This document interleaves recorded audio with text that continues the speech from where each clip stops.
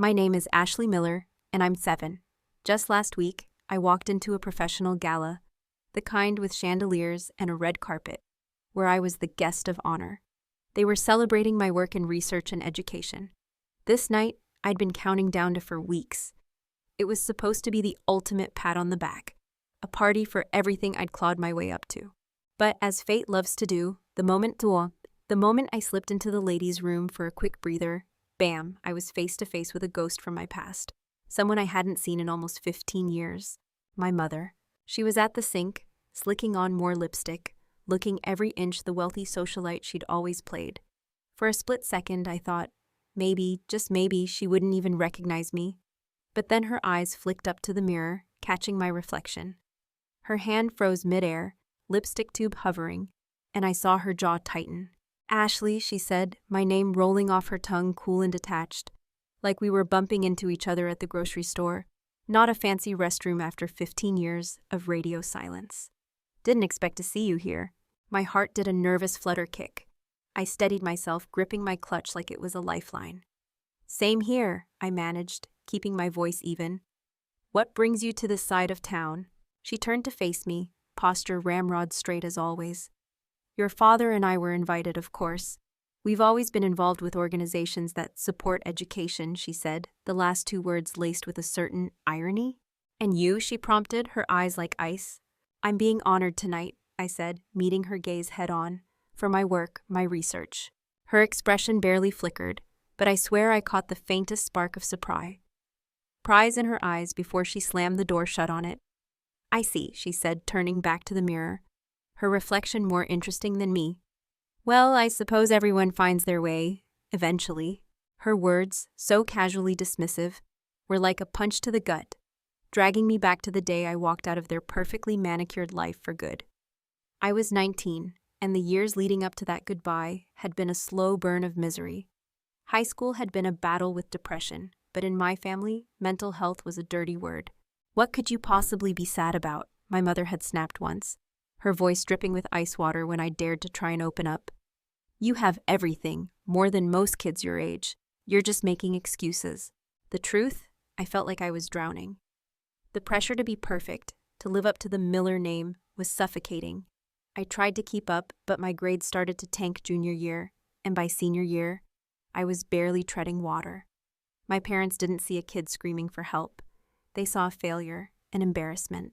When I only got into community college, my father's fury was volcanic. "This family has standards," he'd roared that night, pacing our ridiculously oversized living room while I stood there, clutching my acceptance letter like it was a bomb. "And you've done nothing but drag us down. You want to waste your life? Fine, but you'll do it on your own." Kicked out, just like that.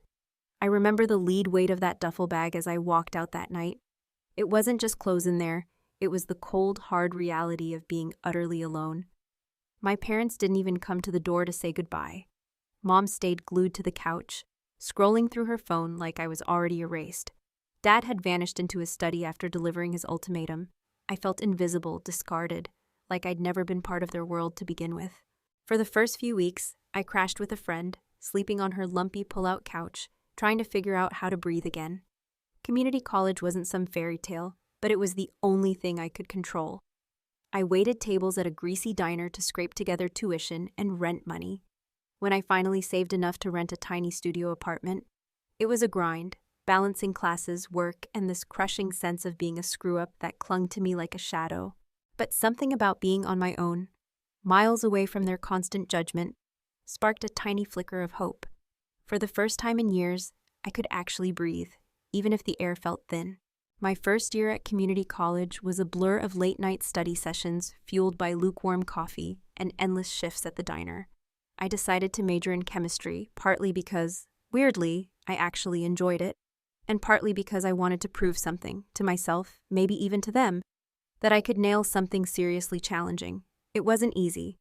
My high school grades were, let's just say, not impressive, and I felt like I was starting a marathon miles behind everyone else. But for the first time in forever, I wasn't crushed under their expectations. I could just learn. I still remember my first chemistry exam.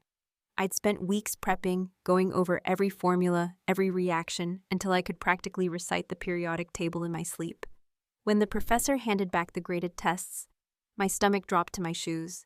I was terrified to look. But there it was, scrawled in red ink at the top of the page. 92%. I almost burst into tears right there in the middle of class. It wasn't perfect, but it was mine. I'd earned it.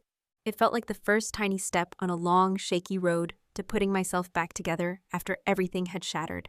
Over the years, I morphed in ways I never saw coming. College wasn't a breeze, but I learned how to hustle, how to fight for what I wanted. And the more I pushed, the more I saw myself actually grow. By the time I finished my associate's degree, I wasn't just some random student anymore. I was someone who knew how to stand her ground. I transferred to a 4-year university, and while the obstacles were still there, I knew how to bulldoze through them. The shy, insecure girl who barely scraped by in high school had somehow morphed into someone who could stand in front of a lecture hall, explain complex concepts, and hold her own chemistry. Once this impossible mountain became my passion. I wasn't just aiming to pass anymore. I wanted to excel, to prove once and for all that I wasn't the failure they'd branded me. I kept waiting tables part-time, but I also started snagging internships at local research labs, racking up experience that eventually landed me an opportunity I never even dreamed of. Lead researcher at a nonprofit focused on boosting science education. It wasn't just a job. It was my way of paying it forward, of building a space where other kids, the ones who were told they weren't good enough, could find their own path. Graduating with my bachelor's degree should have been a moment of pure triumph. But when the day came to celebrate, a cold reality hit me. My parents hadn't even called. No congratulations, no how are you doing, no nothing.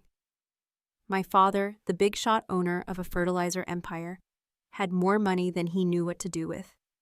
He and my mother lived in a mansion, threw these insane parties, and rubbed elbows with politicians and CEOs. But for all their wealth, they'd never given a damn about me, except to criticize. Even after graduating summa cum laude, after busting my butt to get where I was invisible in their world, a reminder of their failure, an inconvenient stain on their perfect life. It stung more than I wanted to admit. I'd secretly hoped, maybe foolishly, they'd at least acknowledge the insane amount of work I'd put in. But nope, nothing. It was like I'd never mattered to them, and that realization hit harder than I cared to let on. The only family member who even bothered to show up at my graduation was Aunt Carol. She was my mom's younger sister, the family's designated black sheep. Carol had never given a hoot about my parents' rigid rules, and while they basically shunned her for being too eccentric, she was always kind to me. She was the one person who'd call on my birthday, even when my parents pretended I didn't exist. When I spotted her in the crowd, a lump formed in my throat. She waved like crazy from the back, and after the ceremony, I found her waiting in the parking lot with a giant bouquet of sunflowers. "You did it, kiddo," she said, pulling me into a bear hug. "I am so darn proud of you." It was a small comfort, but it was something. It wasn't the deafening silence I got from my parents. Aunt Carol was the one who reminded me that family didn't have to be about some impossible ideal of perfection, that real love could bloom in the most unexpected places. She didn't care that I hadn't followed the straight and narrow path they'd laid out for me. She cared that I'd made it on my own terms, no matter the hurdles. A few months after graduation, I was wrapping up a research project at the university when one of my professors, Dr. Harrison, pulled me aside. He was this old-school chemist, the kind who got misty-eyed talking about the periodic table like it was the Mona Lisa. He'd noticed my work ethic, my stubborn refusal to quit, despite everything I'd been through. "Ashley," he said, his voice low and thoughtful, "I've been talking to some colleagues at Oxford University. They're offering a research opportunity in environmental chemistry, and I think you'd be a perfect fit." At first, I thought it was a joke. Oxford, one of the most prestigious universities on the planet? Me? But Dr. Harrison was dead serious. He told me this wasn't just a job. It was a chance to make a real dent in the world, and that I deserved the shot. "Don't let fear hold you back, Ashley," he'd said, that twinkle in his eye. "You've proven yourself. Now it's time to take the next step." I applied, hesitantly, not really believing it could happen. The application process was brutal, and I was sure I wouldn't make the cut. But then, weeks later, an email landed in my inbox. "We are pleased to inform you that you've been awarded a research grant for your proposed work in environmental chemistry at Oxford University." I moved to England without telling anyone. Not my parents, not any of my old high school friends.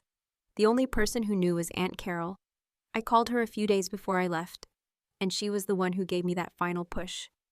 "You've worked too damn hard to let anything hold you back," she'd said, her voice firm. "Do this for yourself, Ashley." She understood why I needed to vanish, why I needed to escape the long shadow of my past and carve out a new future where no one else's expectations could touch me. I asked Carol not to tell anyone where I'd gone. I didn't want them trying to find me, didn't want the weight of their judgment dragging me back down. So I left, boarded a plane to Oxford with nothing but a backpack and this fragile hope that this could be my chance to finally become the person I always dreamed of being, not the person they tried to mold me into. I settled into a tiny flat in Oxford and dove headfirst into my work. The first few weeks were a culture shock. The accent, the food, the sheer Britishness of it all, not to mention the loneliness. But the more I lost myself in my research, the more I felt like I was finally home. I was working on projects that mattered, things that could actually make a difference in the world. The chemistry I studied wasn't just about acing exams or proving something to my parents anymore. It was about shaping the future. Years flew by. I finished my master's, and then, fueled by the momentum of my research, I applied for a PhD. The process was grueling, but I was laser-focused. I'd found my place at Oxford, and there was no turning back. After years of sleepless nights and endless lab experiments, I earned my PhD, becoming a respected researcher in environmental chemistry. After finishing my doctorate, the next step felt almost surreal. I was offered a position as a professor at the University of Cambridge. Cambridge! It felt like a dream I hadn't even dared to dream. Not because I didn't think I deserved it, but because I never imagined I'd actually get the chance. I'd busted my tail to get to this point, and yet the recognition still felt like it was happening to someone else, some other Ashley Miller. At Cambridge, I got to teach and mentor the next generation of brainy kids, something I hadn't expected to find so fulfilling. The freedom to shape young minds, to pass on the knowledge and passion I'd gained, was beyond anything I could have imagined back when I was drowning in community college textbooks. I'd gone from being the girl who didn't belong anywhere to someone who could stand at the front of a classroom and be taken seriously. But still, there was this little piece of me that was always looking over my shoulder, wondering if anyone back home knew where I was, if anyone even cared enough to find out. I hadn't heard a peep from my parents since I left. No calls, no letters, no carrier pigeons. I wondered if I even crossed their minds. As my mother turned back to the mirror, fussing with her lipstick, that familiar weight settled in my chest. Her words, "Everyone finds their way eventually," echoed in my head, and I couldn't help but wonder if she even believed it. I thought about all those years I'd spent trying to measure up to their impossible standards, all the ways they'd made me feel like I wasn't good enough. The community college rejection, the years of silence, the way they acted like I ceased to exist the moment I walked out their door. It felt like a lifetime ago. But standing there in that fancy bathroom, the bitterness still stung. I'd worked my rear end off to get to this point, leaving everything behind, moving across the Atlantic, nailing my master's and PhD, becoming a professor at Cambridge. And yet here she was, standing in front of me, acting like my entire journey was some kind of afterthought. I'd gone from being the failure they tossed aside to someone who could now speak at international conferences, lead groundbreaking research, and mentor young minds. And for what? To stand here and get nothing more than a frosty, "Oh, I see." As she glided out of the bathroom, back to her world of champagne flutes and polite smiles, I watched her go. I thought about the woman I'd become, the woman who'd erased every trace of them from her life. I didn't need their approval anymore. I'd built a life on my own terms, and even if they would never understand that, I did. And that was enough. The gala ceremony kicked off shortly after my mother vanished back into the crowd. I took a deep breath, trying to shake off the chill of that encounter, the clinking of glasses, the polite murmur of conversation. It all faded into the background. It was time to step into the spotlight, to claim the moment I'd fought so hard for. The stage was set, spotlights blazing down on a sea of fancy dresses and tuxedos. The moment I'd been anticipating for months was finally here. I walked to the front as they called my name, the words booming through the room.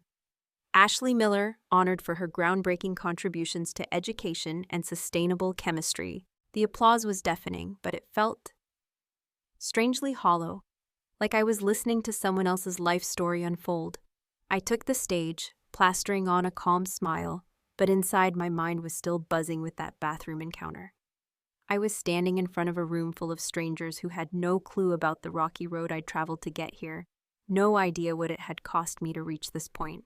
The spotlight hit me, and I could feel my heart hammering against my ribs. This wasn't just about some award for chemistry. This was my way of showing the world, and maybe, just maybe, myself, that I was so much more than the person my parents had tried to make me believe I was. This was my moment, where I stood on my own 2 feet, with nothing left to prove to anyone but myself. As I stood there, still trying to wrap my head around the magnitude of it all, the host's voice boomed out again, drawing everyone's attention. And now, ladies and gentlemen, we have an exciting announcement. In recognition of the groundbreaking work in education and sustainable chemistry that we are honoring tonight, a generous and anonymous donor has pledged a grant of $2 million to the recipient of this award. The room went silent. I felt every single pair of eyes in the room swing towards me. My heart did a triple somersault. $2 million? The number hung in the air, surreal and overwhelming. But the announcement wasn't directly for me. It was for the recipient of the award, someone whose name hadn't been revealed. Yet? Wait, had they already announced my name? I was losing track. I was still trying to process everything when I heard the host's voice continue. This extraordinary contribution is intended to support the continued efforts of the recipient's research and further their impact on the world of education. I blinked, momentarily stunned. $2 million. The sheer scale of it, the way it could change someone's life, was mind-blowing. But there was something else tugging at me, a weird feeling I couldn't quite place. The donor was anonymous. They didn't know it was going to be me. They didn't know I was the one being honored tonight. As the announcement echoed through the room, my eyes scanned the crowd, trying to get my bearings. And then something caught my eye. A subtle shift in the crowd near the back, just beside the exit. I saw him. My father. He stood up abruptly, his face twisted in disgust. His eyes locked with mine for a split second, before he spun on his heel and started making a beeline for the door. His movements were sharp, almost frantic, like he couldn't get out of that room fast enough. I couldn't believe what I was seeing. The man who'd rejected me all those years ago, the one who'd kicked me out of his house, was leaving the second he heard about the grant. He didn't even stick around to see who was getting the award. My chest tightened, a weird mix of emotions swirling inside me. Anger, disbelief, and something darker, more bitter. This was the moment everything I'd worked for was finally being recognized, and he couldn't even stomach staying in the same room to witness it. He couldn't handle the fact that the daughter he'd written off was now standing center stage, receiving everything he'd always expected from someone else. As my father stormed towards the exit, a cold dread washed over me. Something felt wrong, deeply wrong. But before I could even process it, the announcer's voice sliced through the room again. "Ladies and gentlemen," the host continued, his voice ringing with enthusiasm, "we are incredibly fortunate to not only have a generous donor for tonight's award, but also a longtime supporter of education and sustainable chemistry. The $2 million grant, which will be awarded to the recipient of this honor, has been made possible through the contributions of Mosaic Fertilizers, a company led by one of the most influential figures in the fertilizer industry. Mosaic Fertilizers, my father's company." I froze. The donor, the one whose generosity had made this entire award possible, was my father's company. My blood ran cold as the truth slammed into me. The man who'd spent years treating me like an embarrassment, the one who'd just walked out in disgust when he learned of my success, was the one funding this recognition. The irony was a physical blow twisting in my gut. The same man who'd rejected my path, who'd disowned me for chasing a life that didn't fit into his perfect little box, had unknowingly backed the very award that was about to become the crowning achievement of my career. It was too much, way too much to process. In that moment, I stood there, stunned, the announcer's words still echoing in my ears. The applause around me sounded muffled, like I was underwater. The weight of the grant, of everything that had just been revealed, crashed down on me. My heart pounded in my chest, and for a split second, I just shut down. "Thank you," I managed to choke out into the microphone, my voice shaky but just steady enough. The words felt hollow, utterly inadequate for the tsunami of emotions crashing through me, but I didn't have time to think about it. I had to get out of that room. I couldn't stand there for another second, basking in recognition that now felt tainted, empty. I spun around, practically ran off the stage, and without a single glance at the stunned audience, I bolted for the back door. My steps quickened as I tore through the hallway, heart hammering, only one thought screaming in my brain: my father. I knew he'd left the room. I'd seen him storm out, his face a mask of disgust and something else I couldn't quite decipher. But he couldn't just leave, not like this. Not when everything had come full circle in the most twisted, unbelievable way. I couldn't let it end with him walking out on the one moment that proved everything he'd tried to erase about me. I burst through the back door, scanning the dimly lit area outside. My breath came in ragged gasps. There he was, standing by his fancy car, his back to me. My feet moved on autopilot, and before I could stop myself, I was running. "Dad!" I called out, my voice cracking as I rushed after him. He didn't even flinch at first, his shoulders rigid, but when he finally turned around, I saw the same bitter, twisted expression plastered across his face. He had that look I remembered so well from all those years ago, like my very existence was some kind of personal insult. "What is it now, Ashley?" he snapped, his voice colder than I'd ever heard it. "You think I'm going to congratulate you?" I stopped a few feet away, my heart hammering against my ribs. I knew what this was about. He'd had no idea who the recipient of the grant was until they'd called my name. Until that moment, he just thought he was funding some feel-good charity, sending money to some foundation, believing it was going to some faceless, worthy academic he could pat himself on the back for supporting. He hadn't known it would be me standing there on that stage. He sneered, his lips curling into a bitter smile. "I don't know whether to be disgusted or impressed, but here you are taking my money. I'm sure that's exactly what you wanted, right?" I could see the raw resentment burning in his eyes. The grant, that $2 million, had come from Mosaic Fertilizers, his company. But once the money was donated to the foundation, it was out of his control. They'd chosen the recipient, and they'd chosen me. The irony hit me again, a fresh wave of nausea. "I didn't ask for this," I said, keeping my voice steady despite the emotional earthquake raging inside me. "I never asked for your money or your approval. I earned this, on my own, just like everything else." His eyes darkened and he shook his head, a dismissive flick of his wrist. "It doesn't change anything. You're still the failure I kicked out of my house all those years ago. No grant, no award is going to change that." A surge of white-hot anger flared through me, but I shoved it down, deep. "It doesn't matter what you think anymore," I said, my voice low and firm. "I've made my own life, and if that money came from you, it doesn't mean anything to me." I turned my back on him, just walked away, without another word. My heart was still pounding like a drum solo in my chest. I didn't need to argue with him anymore. He wouldn't understand, and truthfully, I didn't need his understanding. I'd spent way too many years trying to prove myself to him. And for what? To end up here, at this incredible moment, with everything I'd worked for, only for him to stand there, bitter and resentful of my success? It wasn't worth my breath. The next day, I made a decision. I'd spent the entire night wrestling with what that $2 million grant really meant. At first, it had felt like a victory, a vindication, but by morning, that feeling had evaporated. It wasn't my victory. It was just another twisted reminder of everything I'd escaped. The money, tainted by his company, was never going to erase the years of pain and rejection. It wasn't going to heal the part of me that had broken the day he kicked me out. So I donated the entire sum, every last penny. I didn't want it, not from him, not with the invisible strings that were undoubtedly attached. Instead, I directed it toward funding scholarships for underprivileged students.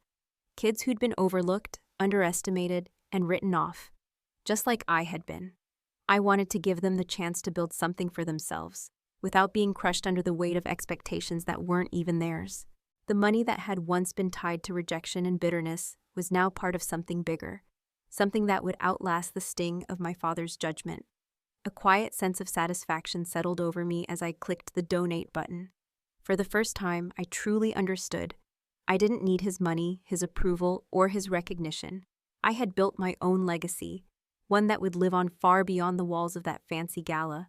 Your worth is not defined by anyone else's expectations or approval, especially not those who try to diminish you. True success is built on your own hard work and passion, and real fulfillment comes from using your achievements to lift others up. Don't let bitterness or past hurts define your future. Instead, use your journey to empower others and create a legacy of your own making. If you found this story inspiring, please leave a comment below and subscribe for more stories of resilience and triumph.